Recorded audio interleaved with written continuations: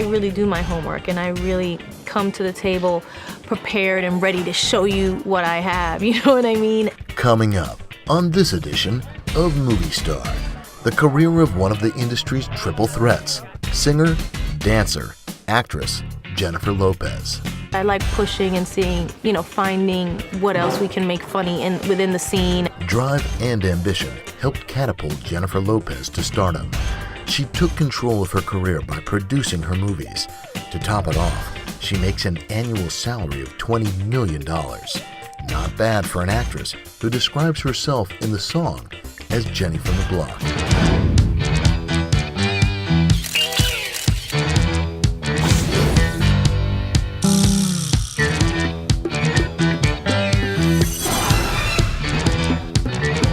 I expected her to spit fire, and she's sweet and fun and funny.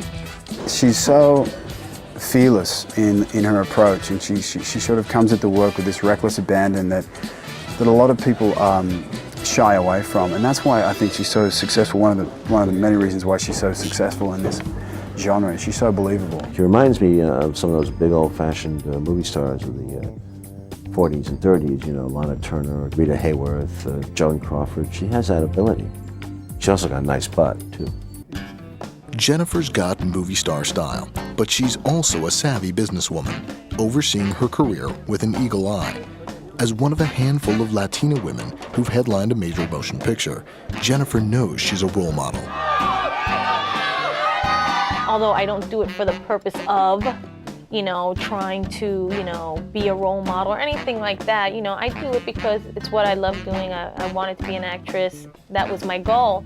But if that in turn, is inspiring to somebody else, then this is a wonderful thing. Pull on the reins! There are a lot of reasons Jennifer is a household name, according to entertainment reporter Wendy Wheaton, host of thehollywoodscoop.com.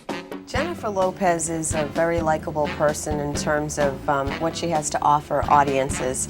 She's very beautiful, and she's also quite talented, as you know, in many different arrays, from music to movies and also television.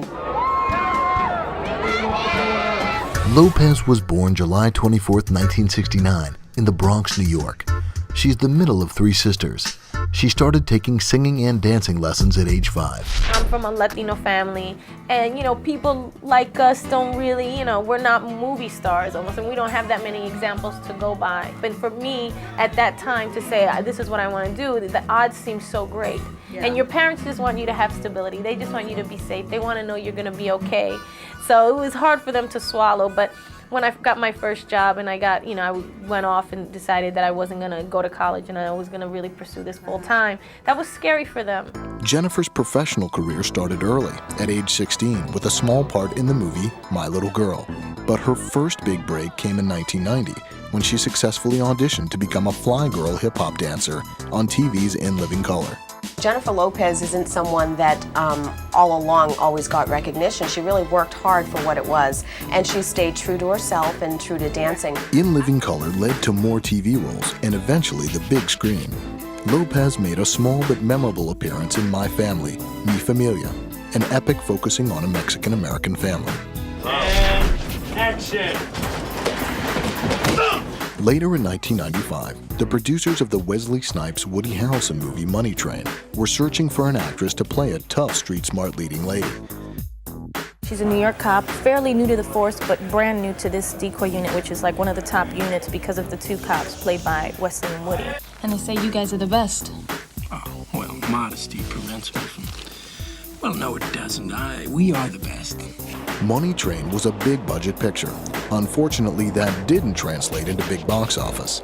The next year, Jennifer went after a movie with a smaller budget, Jack. It would give her the chance to work with Robin Williams and noted director Francis Ford Coppola. She's talking to the whole class.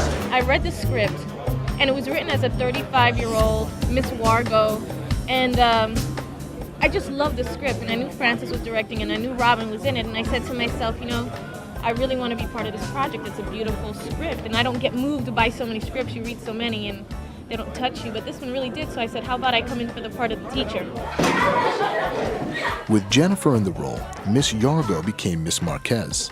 Coppola invited the entire cast to his Northern California mansion as a kind of summer camp. He insisted they call each other by their characters' names. A more sensual part followed in Blood and Wine, a movie Jennifer wanted to make for one reason: Jack Nicholson. Well, he's a living legend, so it's very intimidating, and to get close to him, you don't know at first, can I say this to him? Can I talk to him? Can I go up to him? And then after a while, it's just like, Jack, what's up?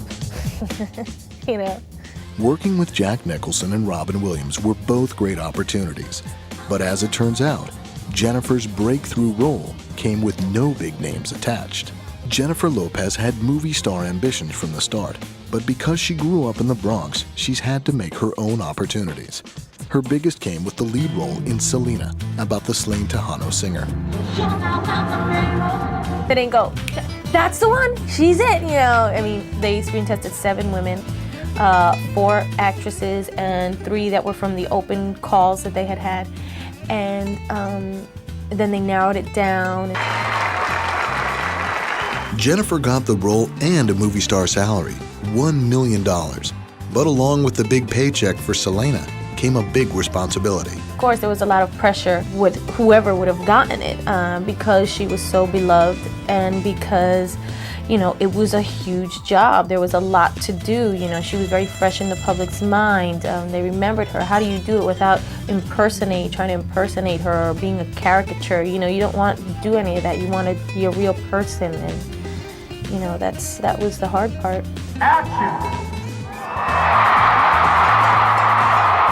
Despite initial skepticism, Jennifer won over Selena's fans. 64,000 of them showed up to be extras and recreate Selena's concert at the Houston Astrodome. One of the most magnetic and spectacular moments for all of us was early on in filming when we were doing the Houston Astrodome concert. We walked into the stadium and the lights went down and I walked up on that stage. They went mad. I get goose pimples, look, just thinking about it because it was amazing. Word of mouth guaranteed a huge turnout for the premiere. How often do you see a Latina, playing the lead role in the movie's name, walking down a carpet with people screaming across the street? It's like a dream come true for me. The dream didn't end that night. During the wrap party, Jennifer's boyfriend, Ohani Noah, proposed, and they were married later that year. And as icing on the wedding cake, she was nominated for a Golden Globe Award. Just so thrilled to be here, and I just feel privileged. I feel like, struck gold or something. In addition to Selena, Jennifer had 2 other movies in 1997. One was a thriller about a 42-foot-long killer snake, Anaconda. Her part was originally written for a non-Latina, so Jennifer gave the character a new last name. When I got the role, I changed it to Flores. Strong woman, starts off as a strong woman, but also progresses into an even stronger survivor. Very appealing to me at my point where I was movie making wise, because I had really played like the women between 2 men. It was the first time that you had kind of a thriller in this, gigantic snake, and it added a lot of excitement.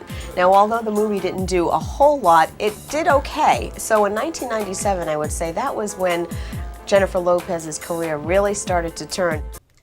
U-Turn, Jennifer's 3rd movie of 1997, wasn't a big moneymaker, but she couldn't resist the chance to work with director Oliver Stone and Sean Penn. Well, working with Oliver Stone was a big deal for me on this movie because he's just such an incredible filmmaker.